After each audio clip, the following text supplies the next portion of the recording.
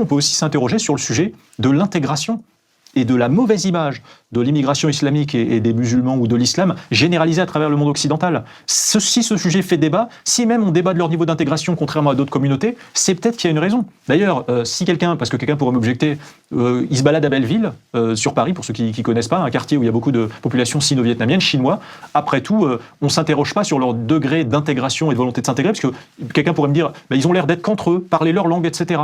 Oui, certes, mais cette immigration, elle n'agite pas des drapeaux dans l'espace public après chaque match gagné par leur équipe nationale à une grande compétition sportive.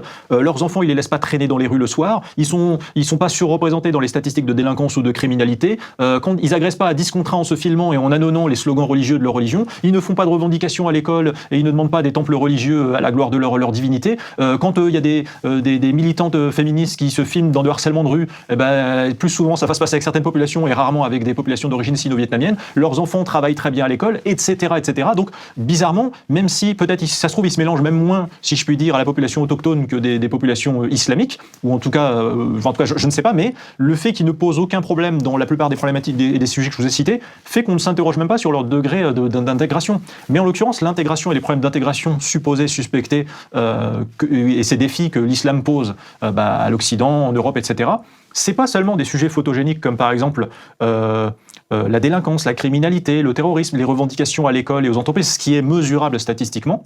C'est aussi des sujets non mesurables. Par exemple, parce qu'en fait l'intégration, c'est un sujet dans les deux sens. En France, on est dans l'autocritique et c'est très bien, ça participe de notre culture cartésienne. Quand quelque chose ne va pas, le sujet principal se remet en question. Et en France, quand il y a un problème d'intégration avec l'islam, avec les musulmans, etc., nos intellectuels, nos médias, nos politiques ont tendance à dire « qu'est-ce que la France a mal fait ? Comment mieux intégrer ?» etc. Mais l'intégration est dans les deux sens. Vous devez aussi vous interroger sur le degré, dans quelle proportion, je ne sais pas, de volonté de s'intégrer de gens. Vous ne pouvez pas intégrer, on ne peut pas intégrer une immigration qui ne veut pas s'intégrer. C'est une réalité. Et qu'on ne me fasse pas croire que quand vous faites venir une culture dans le monde occidental en millions d'individus, une culture mécréanophobe, c'est la valeur numéro 1 du dogme islamique, je vous assure. Vraiment, je vous ai cité quelques exemples de lois. Il y a écrit dans le Coran des trucs qui ont été prononcés par Allah, qui sont valables en tout temps, en tout lieu, jusqu'au jour du jugement dernier.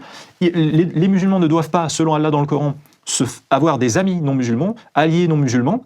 Il dit que quand il arrive des bienfaits dans la vie des musulmans, les non-musulmans en sont tristes, et que les non-musulmans se réjouissent entre eux quand il arrive du malheur aux musulmans, que les non-musulmans sont les alliés des diables. Comment voulez-vous que ça n'explique pas en partie des problèmes d'intégration et de volonté de se mélanger avec la population majoritaire autochtone non musulmane